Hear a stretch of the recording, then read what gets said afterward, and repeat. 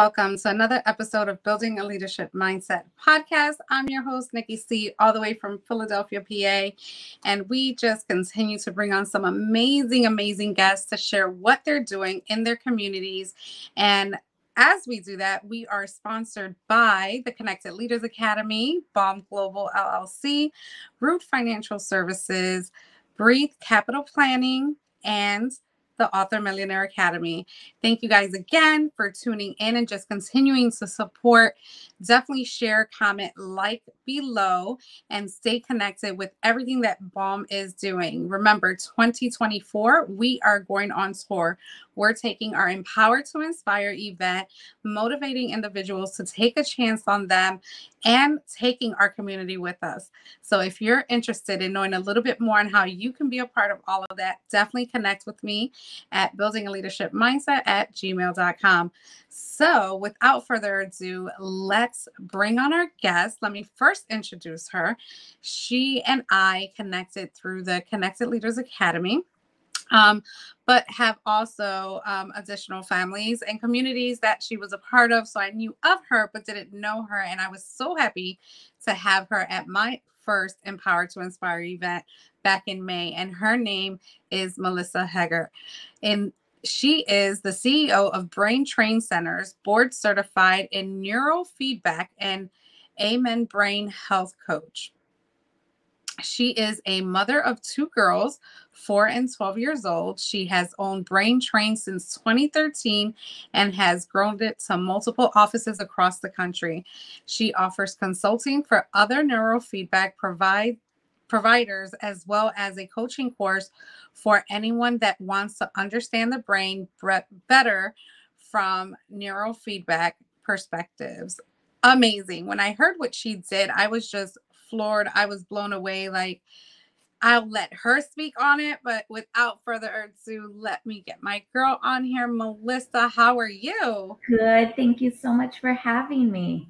Absolutely. Thank you for now joining the BALM family. And we are super excited to have you here to share what you do and how people could know a little bit more, because I know personally that sometimes we don't know why our brain does what it does, or why we think the way we think, and why things trigger us and things like that. And I know you'll go a little in depth into it. But first, let us know, Melissa, who you are, where you're from, and before you got into this space, what was your original walk in life that you wanted to actually do?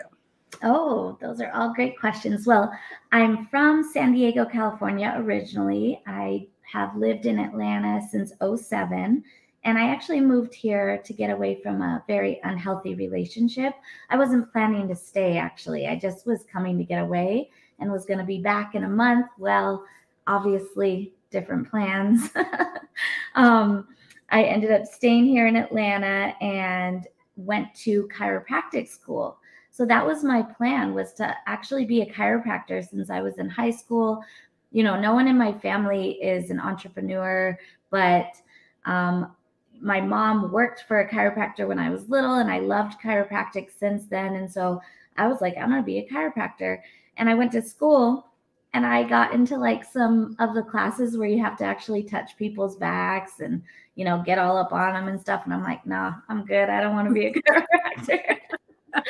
The hands-on was like, no, I need to keep this hands off. Right, Wow. right. Even though I love chiropractic, and there is like techniques you could do with tools and stuff like that, but I still love it. And actually, it's what led me to what I do today, because I started working for a chiropractor. You know, since I want to be one in college in San Diego State and stuff, I was like, let me go work for a chiropractor so I could understand how the business works, because I'm going to be one. So let me go work for him. So I got a lot of experience. That was my main work experience for most of my college life. And so when I stopped doing school, I went and found a chiropractor to work for, and he had brain therapy, neurofeedback in his office. So I was like, what's that brain stuff? Can I learn how to do it? And I got certified while working for him. And I worked for him for like a year and a half. And I was like, I love this so much. Like, I knew I wanted to be in the healing services and see people's life change without having to take medication. And so I was like, I love this. So I helped him grow his business from like one little office to 2 offices. And I was like, I need to go do this on my own. And I contacted the company that sells the equipment and I was like, can I do this? And they're like, yeah, you're already certified. You could start your own. So that's what I did. Wow. I love that it took a few steps to finally find your passion. And I know a lot of us, we go through life and we don't even take those steps to even think. We just kind of settle for what comes, our way. Either someone refers us to a particular type of business or a company, and we kind of go, we start getting paid, and then we have no additional what desires, right? So how was it, like, what mindset did you have to be in? And you kind of shared, it was pretty simple. You had a clear vision that you wanted to be a chiropractor. Yeah. You did some hands-on, you decided, and that's like me for a realtor. I was a realtor in 2015, did it for about a year and realized that I didn't like the paperwork. So I'm just gonna connect people and kind of just refer them and collect that passive income, right?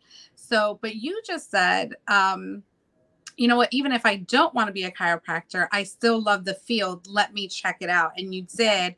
And sometimes when we do that, because we still made a decision, we kind of stumble upon our callings, right? Do Yes. you feel like that's what happened to you? And how did you embrace it when you went back to like your community and said, you know what, I'm going to do this on my own? Yeah. Like, how did that? It was amazing. I definitely, like, I still get goosebumps when I talk about neurofeedback. That's when I know, like, that's what I'm supposed to be doing, when you still get the excitement after. In September, it'll be 10 years of me doing this. And I'm like, I still get so excited. I tear up when I hear about like families, a child with autism hugging his mom for the first time because he had too many sensory stuff that he can't, couldn't hug his mom, and now he can. Like, so that still gives me the goosebumps. And so, yeah, falling into it definitely like kept my mind open. Like, all right, I don't want to be a chiropractor. I want to stay in the healing field. Let me go work some more. And then I never expected, I didn't know what neurofeedback was. I didn't know anything about the brain besides like the basic stuff. I didn't know about brainwave activity, any of that. So when I went back to the doctor and said, I'm going to go and do my own thing. And the company that I buy the equipment from is ran by chiropractors as well. So like they knew my passion. They knew like that I would uphold the way that they run their business and represent their business. So, it just all made sense. But here's the thing. I had never, like I said, like my family was not entrepreneurs. They were drug addicts and alcoholics and all, my dad was, so I guess in some sense they were a little bit entrepreneurs, but on the streets.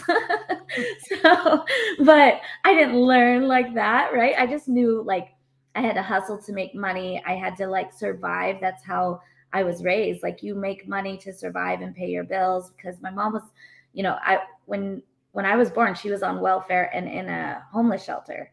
So it like, and then my dad was a heroin addict and all my family got into drugs and stuff. So I didn't know how to properly start a business and run a business, but I figured it out real quick. And I didn't have any money saved. Like I was 30 years old, no money. I didn't have like a great paying job. The chiropractor job is an hourly position, you're making like 17 an hour. So I didn't have money saved. I was just paying my bills. So I was like, let me enroll back in school and get a student loan check, and then I'm gonna unenroll and use that student loan check to start my business. So I had a $4,000 student loan check that I used to open my business.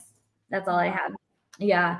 And luckily the company that you buy the equipment from, I was able to make payments, but I knew like I wasn't going to be able to make those first couple payments with only $4,000 because I had to get an office space and do my LLC. And I just like, I went on legal Zoom. I didn't know what I was doing, that type of thing. And so I just made it happen. As soon as I opened, I moved 30 miles away from where I was working for the chiropractor back over to what's called Cobb County. And that's where I am now. And, so I didn't take any of his clients, nothing like that. So I just had to like immediately hit the ground running, network with local providers, get my name out there. So that's just what I did. Like I knew how to hustle and grind, and that's what I did to make it work.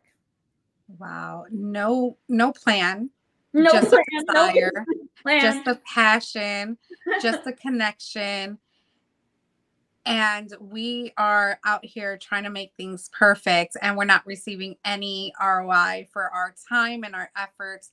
But Right. when you really have that desire and you really have, and I feel like what you just explained is what everyone should at least try. Because the worst that can happen, if you start with nothing Yeah. and you end with nothing, you at least tried, right? You Yeah. at least put some things in place. But if you don't try it all and you're still with nothing, then the only one that you can kind of, and I wouldn't say blame, but the only one that you can have a conversation with is yourself as to why. Absolutely. Why am I not moving forward? Why am I not believing? Do you believe in having a coach? Do you have a coach now? Have you ever had a coach? Girl, I never even knew that there were business coaches. I did not actually have a coach until 2 years ago when I joined a mastermind group. And here's the honest truth, I only joined because they said that we go on trips, like international trips. So I joined before even meeting any of them. One of my friends, Bobby Jones, was part of it. And he's like, you got to join this thing. And here's the thing, like I knew I had to surround myself around other business owners. I knew that from the beginning because I was doing that for the chiropractor. I was like, oh, I got to get out and network. Let me go do this for you. So I learned networking local size very quickly, even before my business. So that's what I did immediately. So then I bought into a business that's kind of like a BNI. It's called Master Networks. And I Mm-hmm. owned Master Networks in Georgia. So then I started like developing a bigger community locally. Well, Bobby was like, you got to join this group. They go on trips and stuff. I was like, but where are they going? And he's like, well, Cancun's about to come up. I was like, I'm in. So all I did was join it because I was like, let me go on these trips. I was not in the mindset to like hire a coach or I didn't know what the heck mastermind was, any of that. So I was part of that for about a year and a half. And there was a couple of good coaches in there that, helped me look at my business in a different way and help me figure out like how to grow it without having to just hustle and grind all the time. So I don't have a business coach right now, actually. I don't know if I'm looking for another one or maybe just more looking for another mastermind, like at another level up of like, businesses that have been in business 10 years or more. And so then I could learn from them because the mastermind I was part of was very good, but I was also one of the business owners that had already been in business a long time. So I was one of the smarter ones that sounds bad, but you know what I'm saying? Like, Yeah, you were more ahead of the game as far yeah, as the business is concerned and yeah. revenue and things like that. So I totally get you. Okay, good. Yeah. So, wow, interesting. So, coaching, I again never knew about coaching either. I mean, I was a corporate trainer, so I knew like Mhm. trainer, or mentor, which is more kind of um cheerleading you on versus giving you the tools that you need. And so I got into this space as well Mhm. until someone said, hey, join a community, which was the Connected Leaders Academy, even though I Yeah. was with AMA. But that was like for authors, and all I Yeah. wanted to do was be a speaker. I knew I was in the corporate world and I broke the glass ceiling, and I kind of left that on my own to venture into like notary and multi-level marketing, which I also went on like revenge travel. They were like, oh, we can go travel for a discount. So Mm. I did all of 2021. We were like all over the map, and we went to the Bahamas, and I was able to take my family on most of those That's trips. cool. So Yeah.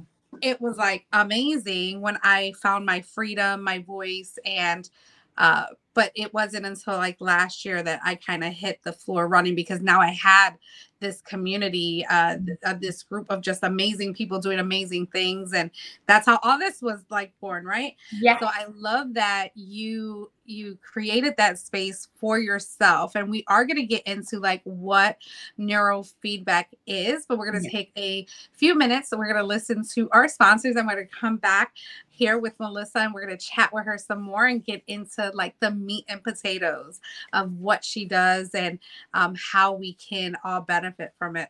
So we'll be right back.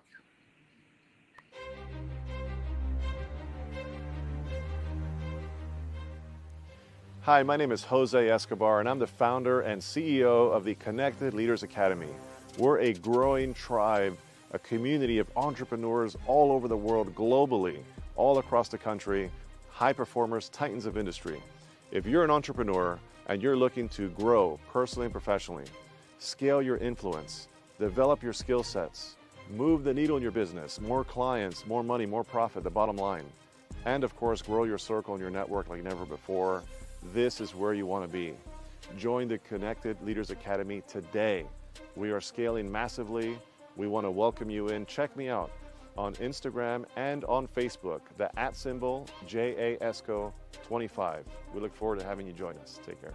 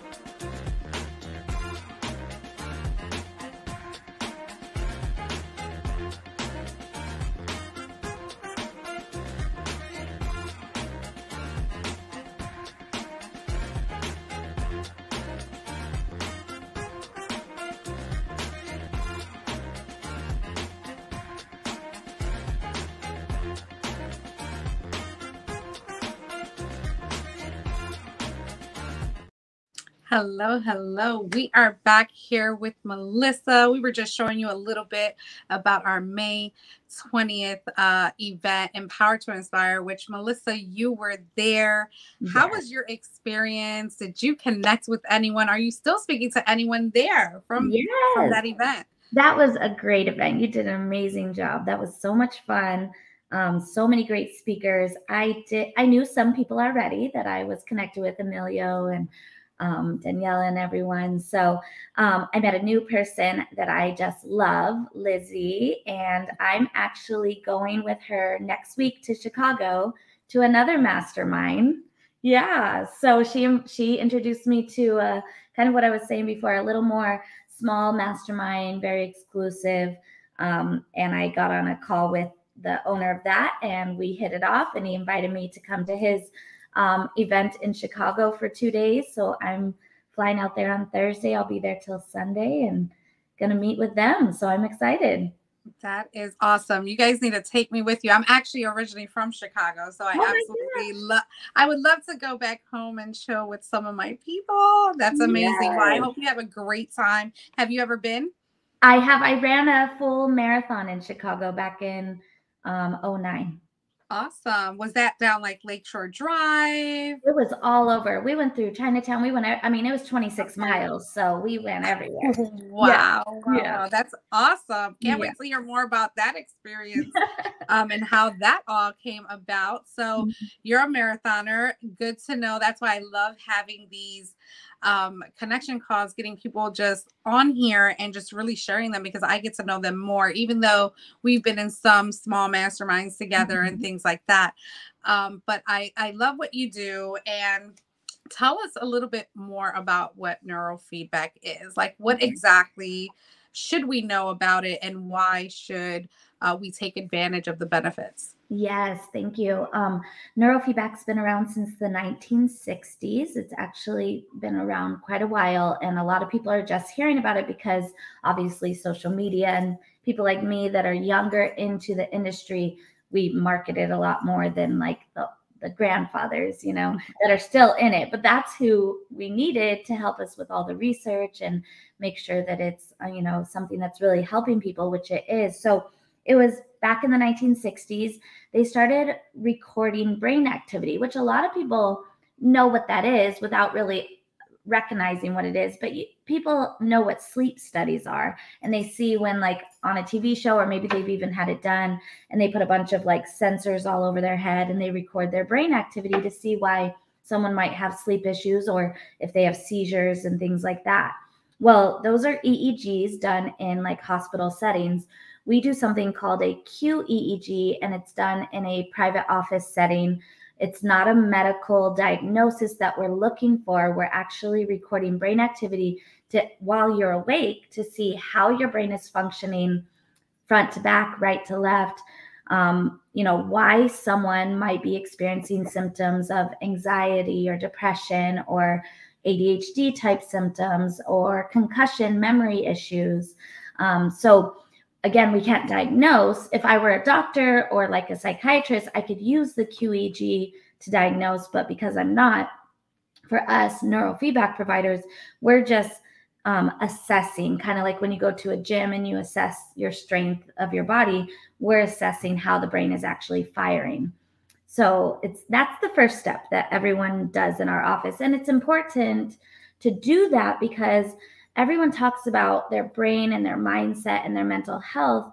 And the reality is like when we as humans talk about our symptoms, it's very easy for us to, like, I'm going to say like a lot of women, they overdo sometimes. Like they're like, I'm depressed all the time and now I'm in pain and doing this and that. And then men, they seem to underdo it. Like nothing's wrong with me, I'm fine, when really they're having issues with depression or anxiety themselves, and they don't really want to talk about it.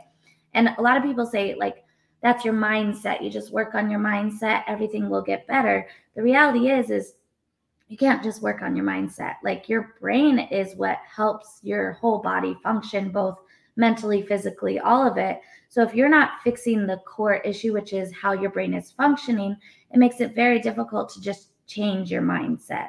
So we in the neurofeedback world, we work the brain, which affects the mind. And then people like counselors, coaches, journaling, gratitude, the mind stuff affects the brain as well. So you got to work both is what I'm trying to say.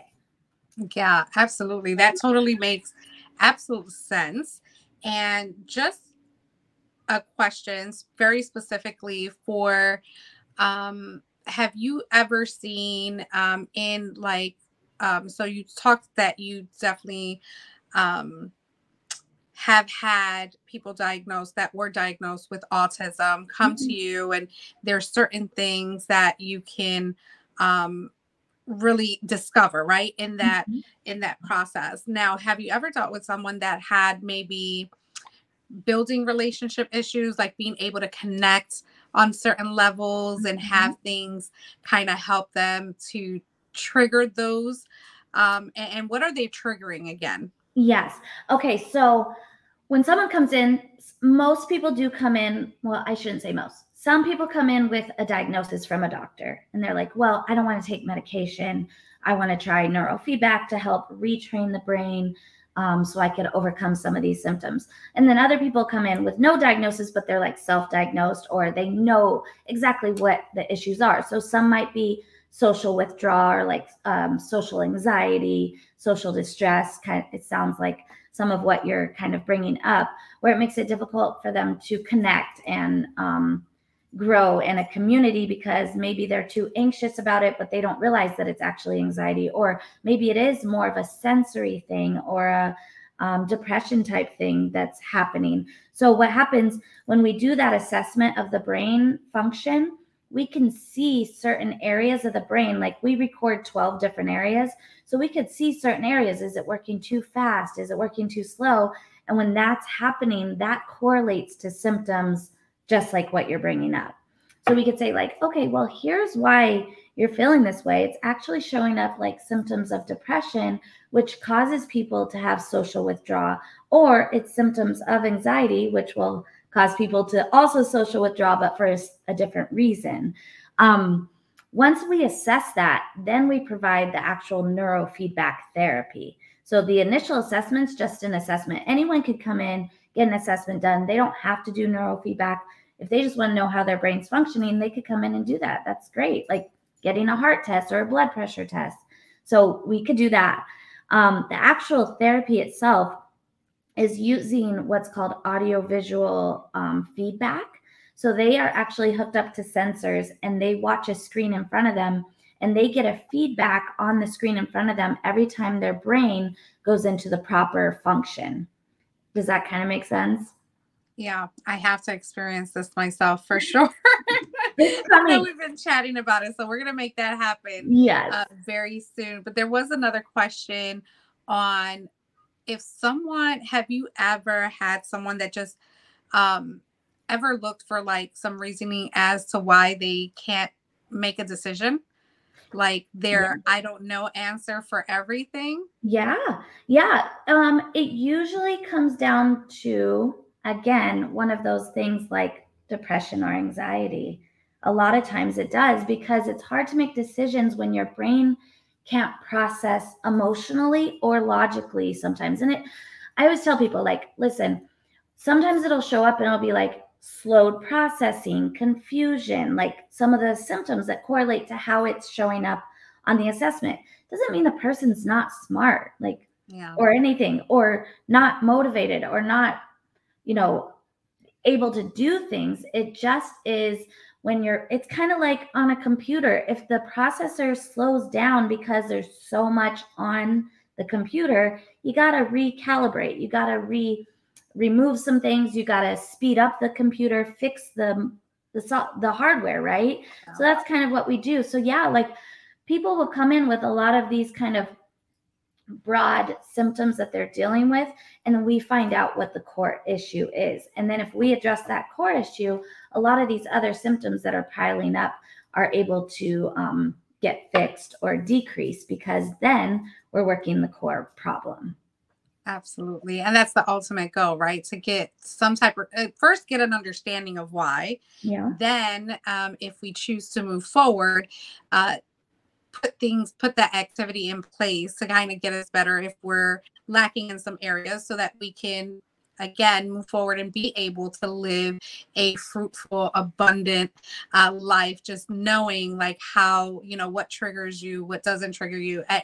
It's just self-awareness, and I love that you're doing that. And I would like to know like what your full mission is. First, tell us, how many countries are you in, or how many states are you in right now? And I think there's a mixture. Well, I'm not international yet. I wish I was, but I'll just run down the states. So it started in Georgia, where I am, but we have 4 here in Georgia. 2 of those I own. 1 I'm a partner with. And then what I started doing in December, this past December, is started licensing my business, because I was like, I want to grow, but I can't keep growing just by myself. You can't grow without a community or without people, right? So I was like, how do I make this happen? So actually, one of the coaches in the last group I was in, he's no longer with that group either, but he's like, why don't you look into the Chick-fil-A model, which is a franchise, but it's a very low cost. The Chick-fil-A company actually owns the equipment inside Chick-fil-A. So if the owner fails at running the business or whatever, Chick-fil-A could still come in and own that company or take it back or resell it. So I started looking into it. I was like, well, I don't want to run a franchise because I don't want to pay franchise fees and all that. But let me look into licensing the business. So that's what I did. It's a low entry. The owners own it 100%, but then they pay me a monthly and some royalties for using my brand and my business model. So by doing that, I started that in December. Since December, I have sold a new location every single month. So we are opening and selling every month in a new location. So the very first one we opened that was a franchise style licensing was in Hawaii. So a good friend of mine out there, she's on the North Shore of Oahu, and she's a mom. And she's like, I am tired of being out on the ocean, because she was like, she had run some surf lesson companies and stuff like that, which is great. And she still could go do that. But she's like, I need a better career and I want to help people, and my kids need this. So she's like, let's do this. She called me in like November, bought it in December. We opened in January. So we did that. I already had one in San Diego with a business partner. We opened 6 years ago. I had a couple here already in Georgia. And then we opened up in Dallas, Texas, like Dallas area in Frisco. She's a teacher of 25 years and her son needed it. She's like, I want, if McCall in Hawaii is doing it, I could do it here in Texas. She started taking off. She's actually opening a second location in September. I haven't announced it yet, but yeah, it's announced now. She's opening in September, another part of Dallas. Then we opened another one here in Georgia, up in Woodstock, which is about 20 minutes from where I am.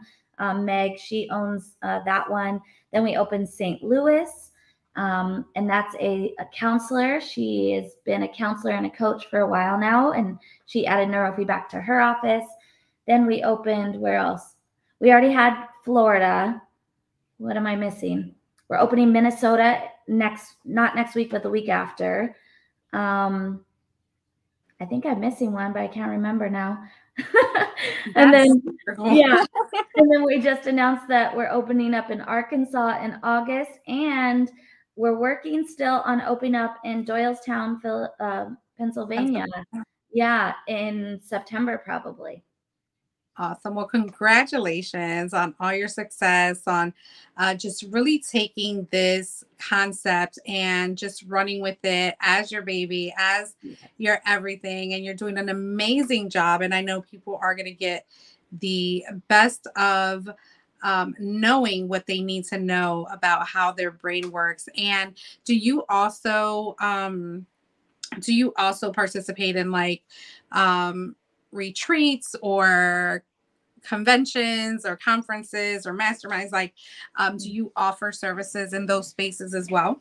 I do. So, I really focus on the health part of things when I talk about putting retreats on. So 2 years in a row now, I've done a health to wealth retreat where all the speakers are either speaking about health or wealth.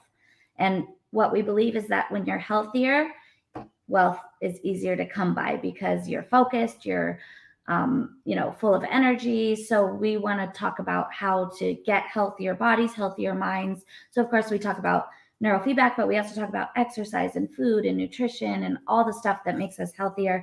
And then with that, we bring in wealth speakers like accountants and financial advisors. And so the next one we're supposed to be doing, I'll double check, but is in November down in Tampa, or either Tampa or like Clearwater. We haven't decided yet. So that'll be in November. And then also we do have a women's group called the Athena Collective. And that is all focused on just supporting other women, whether they're business owners or not. And we are having our first retreat for women in Asheville, North Carolina in September.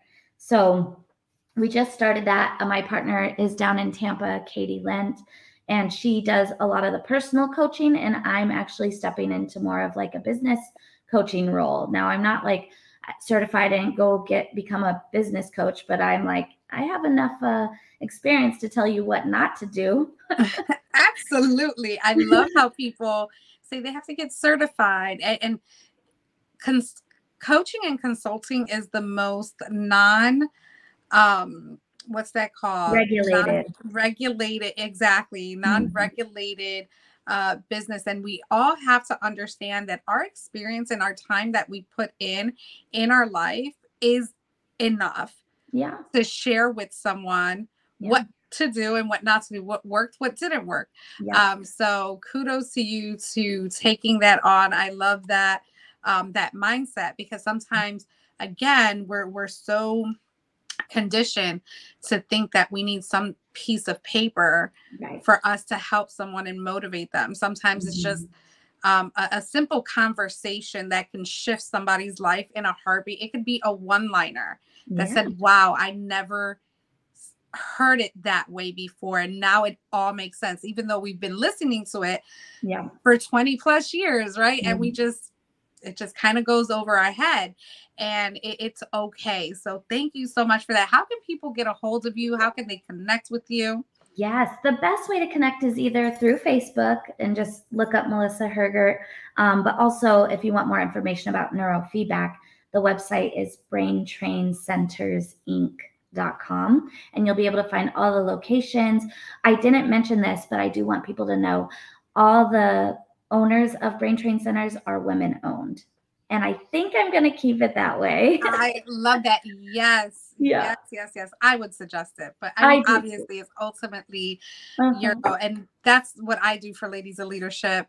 We are, even our sponsors are women as well. We just want to make sure that we are empowering each other, because that's really where the need is at right now. Especially knowing when I was writing my book and I've seen a Forbes article that said that we only hold 8.8% of seats in the Fortune 500. Like, that's literally like 41 seats out of 500. That's insane. That's crazy. That was insane to me. That is what actually led me to my Ladies of Leadership. But tell us a little bit more about Athena Collective, because I know I'm a part of that. I can't wait to really jump and dive in and see what how we can collaborate together. So I'm super excited about that. But tell us a little bit more, and how can people get involved? I'm excited for you to be part of it too. So we do have a Facebook group, and right now it's free. Like, we're just trying to grow awareness of exactly what you said. Like, women really truly need to support each other and be honest with each other and hold each other accountable. And I think a lot of us, I was raised where I was like, don't trust anybody, and girls are this and girls are that, and drama. And then I met a friend here in Georgia, one of my very first friends. I met the one I did the marathon with. So real quick, what happened was, I was dating a rugby boy who ended up being my husband, the father of my children, and we're not together anymore, but still good friends. And when you're part of a community like a rugby community, it's very close knit. And then you become friends with the wives and all this. And so we were like the wives club, right? I wasn't a wife yet, but I was a girlfriend. But she had just moved here from Buffalo, New York, and she was a hairdresser. And for some reason, I thought she had moved from San Diego. So when I'm drinking, I'm like, West Coast, that's me. Like, anyone from the West Coast, I love them. They're going to be my new best friend. So her husband, what had happened was, her husband said, I used to play in San Diego. We lived there for a bit, but I wasn't really listening to him. And I was thinking she was coming from San Diego, moving to Atlanta. So when I met her for the first time, I'm a little buzzy poo drunk. And I say to her, like, you're from San Diego? She's like, no, I'm not from San Diego. I'm from New York. I was like, okay, but you lived in San Diego. So now we're going to be best friends. And she's like, first of all, I'm not going to be your friend until I can fix your hair, because it's looking jacked up. That's how our whole friendship started. And she was a hairdresser. And I had been like, I had gone from like, I'm naturally blonde, and I went black, and then I tried to go blonde again and turned it green. And she's like, oh, hell no. She's like, I'm not hanging out with you unless your hair is looking better than that. So the next day I went to her dorm. Like, they had like apartment dorms for the rugby players. And she's like, come on, I'm gonna fix your hair. So we started being friends from then. And I was like, so I signed up for this marathon, which I had run cross country. Like 3 miles was the most I ever ran. I wasn't a runner. I didn't even want to do a marathon, but someone in my class said they're doing it for a nonprofit. I was like, okay, I'll do it with you. He ended up bailing out. So I was like, dang, I'm doing a marathon by myself.